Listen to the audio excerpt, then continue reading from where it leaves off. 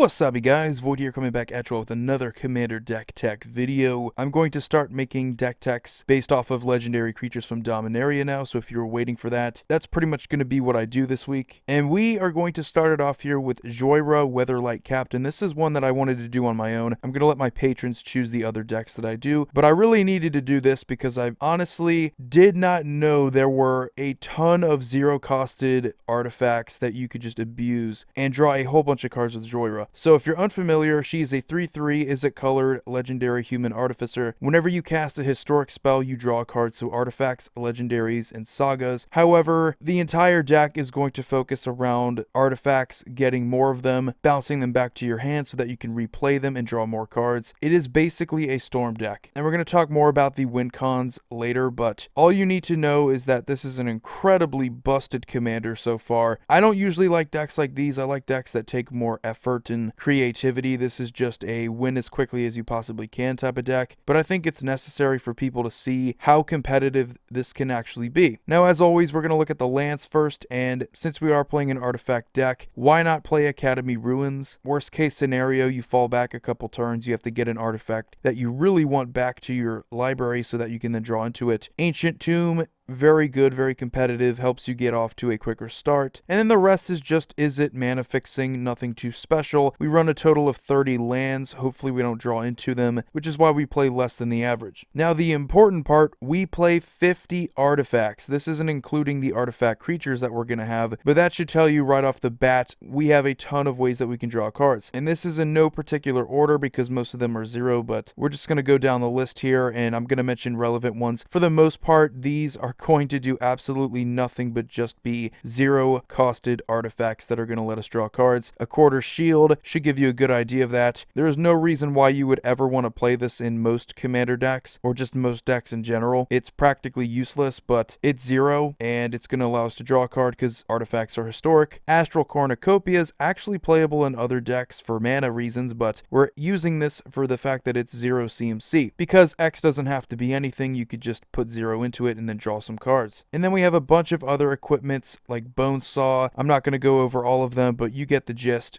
Useless artifacts that are going to allow us to draw a card. Briber's Purse, Chimeric Mass. And then we do have scattered through here some very useful ones. We have Chrome Mox. It's very important to have these zero-costed artifacts that do tap for mana because that's going to allow us to go deeper into our turn and hopefully storm off and win. Claws of Gix, Darksteel Relic, Delph's Cone. I'll just mention whenever I get to a useful one, but you see here Everflowing Chalice is pretty much like Astral Cornucopia. Not really useful other than just being zero. Fountain of Youth, Gushth's Scepter, Horrible Poultice, Jeweled Amulet is actually somewhat useful earlier on if you need the mana so that you can then turn 3 Jhoira. Kite Shield, another shield that's zero costed. Lion's Eye Diamond, another brilliant mana rock that can help us go deeper into our turn. Only downside of using is that you have to discard your hand, which isn't all that great, but if you need the mana, it's there. Lodestone Bauble, not all that useful. Lotus Petal is actually really good. Yet another one that you just sacrifice it when it's on the board to add 1 mana of any color. Mana Crypt, just nothing but value in this deck. Mishra's Bauble, not all that great that you have to draw a card at the beginning of the next turn's upkeep because you don't want to wait till the next turn, you want to win this turn, but still another zero costed artifact. Mox Amber is actually useful. Terrible for setup because it's not going to really do anything, but once you do have Jhoira out late game when you really need that 1 colored mana, Mox Amber is brilliant, and it's not as expensive as the other zero costed mana rocks that are just all over competitive EDH. Mox Diamond, yet another good zero costed artifact that's gonna tap for whatever we need so long as we can discard a land card, which we should have no problem of drawing into excess lands that we don't want, so this is usually gonna be pretty good. Mox Opal, no problem of getting the Metalcraft. We're playing a billion artifacts anyway. Orochi Hatchery, next to useless, just another zero costed one. Paradise Mantle, somewhat useful if you want to use Jhoira for mana. Sigil of Distinction, another useless one. Spellbook, not really relevant because we want to win our turn. We don't really have to discard anyway. Spider Silk Net, another useless one. Tormod's Crypt, In some decks, it might be some utility. You could deal with graveyards, but in this deck, next to useless, because we likely want to go off before turn 4, because that's when we want to get Jhoira out. So something like this, we don't really need to worry about our opponent's graveyards. Urza's Bauble, kind of the same thing as Mishra's Bauble, but mainly in here because yet again, it's 0 costed. Welding Jar, if our opponents want to destroy an artifact, we could regenerate it by sacrificing this, which it could happen. Zoran Orb, we could sacrifice a land to gain 2 life. Don't really know why we would need to do that. Aether Spellbomb. We could pay 1, sacrifice it to draw a card, so this is actually not bad. It is 1 mana though, so it's kind of a pain. Which now we are moving on to 1 mana artifacts. Mana Vault. Obviously, we're going to be playing some of these more expensive artifact ramp cards. Way too valuable to not consider playing. The ability to just tap for 3 colorless mana when we have other things in here that are going to fool around with it. Sensei's Divining Top. Actually not a bad setup card. If you really need your next land drop to get to Jhoira, it could definitely be useful in setup.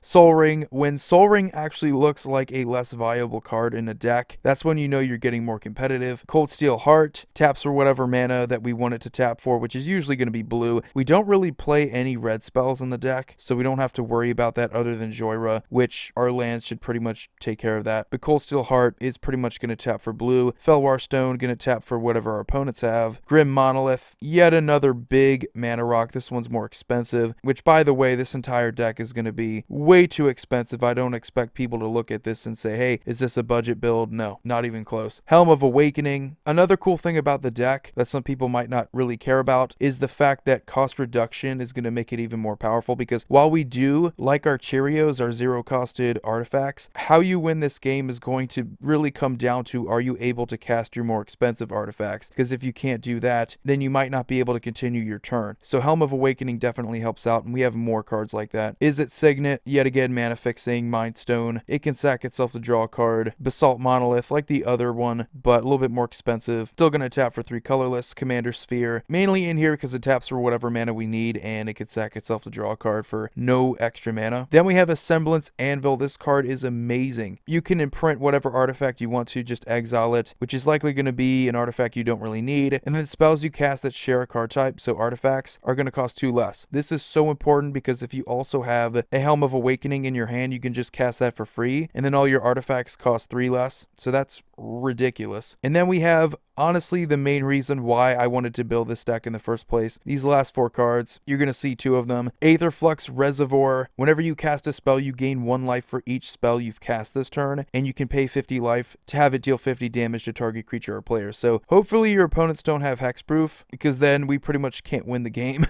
Unless we depend on another card in the deck, but really, this is how we want to win. Aetherflux Reservoir is going to do it for us. We have a ton of those Cheerios. We can get a bunch of cast triggers, build up our storm count. Thran Dynamo, Gilded Lotus, way more mana, and those are going to work out really well with Paradox Engine, which once we get a Paradox Engine out, we really have no mana problems. It's not essential for the deck to win, but it definitely helps if you're able to float a bunch of mana for other cards in the deck, so that if you can't win off of the Aetherflux Reservoir, let's say someone exiles it from your deck beforehand, you have a way to float a bunch of mana and just dump that into some of our other X-costed spells and get some use out of them. And then we move on to our creatures. We have 10 of them. Hangerback Walker, like I mentioned before, we have a bunch of artifact creatures. All of these are also historic. Don't really care about Hangerback Walker as far as just getting those Thopters, but it's another 0 costed artifact creature that we can just draw a card off of. Then we have other useless ones like Memnite, Ornithopter, Phyrexian Walker. It is 3 toughness, so you never know. Shield Sphere, another good defender. Shifting Wall, don't really care about it. If it dies, who cares? We just want to draw that card. Walking Ballista, this is what I was talking about a second ago. If we float a bunch of mana, this is potentially how we can win the game. Hopefully it's enough to where we can just knock everyone out. Most of the time it isn't going to be, so I don't like using Walking Ballista as a win con, but rather just treating it like the other creatures I just mentioned, where you just let it die. No counters on it, so you draw that card. Don't really care too much about the consequences. Then we have Ethereum Sculptor, yet another cost reduction artifact. Does cost a blue though, so might cause some mana problems, but having that cost reduction is always going to be ridiculous, and combine it with the other ones and you can just cast stuff like Gilded Lotus for free, which we do have a Foundry Inspector, so add up the cost reduction and there you go. And then our last creature, which is honestly our only other viable win con, is Laboratory Maniac, because we have ways of drawing our entire deck out and it's definitely viable. So playing this is almost a necessity, because if for any reason you can't win with Aetherflux Reservoir, you just want to deck yourself out and drop a Laboratory Maniac. And then we move on to our sorceries. We have 4 of them. We have Gitaxian Probe, pretty much going to do the same exact thing as our zero-costed artifacts. So to me, why not? You get the added benefit of just trolling your opponent looking at their hand, so I think that's pretty cool. Then we have Mana Severance. This is a very good card, especially with that Laboratory Maniac I just mentioned. You search your library for any number of land cards and remove them from the game. So you can just completely gut out your other lands. Let's say you have enough, you don't really care about getting any more, you've already used your land drop. From that point on, if you have the mana, if you don't need to worry about the mana, you pretty much just win with the Laboratory Maniac. So really brutal. And then we have honestly one of my favorite cards in the whole deck that a lot of people probably aren't thinking about playing. It's Baral's Expertise. Return up to 3 target artifact and or creatures to their owner's hands, which you could use this to bounce 3 of your zero-costed Cheerios back to your hand so that you can recast them and draw more cards. But this also lets you cast a card with convert a mana cost 4 or less from your hand without paying its mana cost. So you get yet another cast trigger. For something like Aetherflux Reservoir, you get more stuff. Also works out pretty well. With Paradox Engine, you get to trigger that again. But even though it is a 5 mana sorcery and that might be too expensive for some people, it definitely comes in handy. Usually better when you have the mana to use it, obviously. And then our last sorcery is honestly our most powerful one, and that is Mind's Desire. Everyone knows this card if you stormed off before. Mind's Desire is going to just do it all over again for you. All the cards you just drew off of your Cheerios, you're going to be able to cast a lot more spells. And honestly, it doesn't matter if they're more Cheerios or anything like that. It's ridiculous. You should be able to get up to 30 easily, and then at that point, you should just win the game. Really brutal card. And then the last part of the deck to finish things up are instants. We have Retract, Hurkyl's Recall, Rebuild, Paradoxical Outcome, and Frantic Search. Frantic Search is just a brilliant cantrip, and it's pretty much going to be like Gitaxian Probe. Not going to cost us much of anything because it just untaps the lands. So yet another way that we can just loot, kind of get what we want, and then discard 2 that we don't. Never hate this card in Storm. And then the other 4 are just in here because why not? We have ways of bouncing our artifacts back to our hand and then drawing those cards all over again. Paradoxical Outcome is honestly the best card in this entire deck because we return them and then we draw a card for each card returned to our hand. So let's say we just have 10 of them out there chilling. We bounce all of them back to our hand and then we draw 10 cards. So really ridiculous. Can get out of hand. And once we do this, we pretty much win the game because there's no way that you bounce all of those back to your hand, you draw 10 more cards, and then you just get to play all those artifacts you just bounce back to your hand all over again and draw even more cards with Jhoira. So in total, you're probably going to end up drawing over 20 cards just off of this alone and drawing into more cards that you can then draw into other cards with. So really ridiculous. But anyway, guys, that's going to do it for this deck tech. Let me know if you enjoyed it. This is a very competitive deck list, I would say. I don't usually play competitive EDH, so it may not be as competitive as it could possibly be, but I think it is pretty darn competitive. Just through play testing, I've been able to win well before turn 4. Usually turn 2, 3, I've been able to do it pretty easily. Just a ridiculous deck. As always, you guys have a wonderful day. Void here signing off. See you all next video.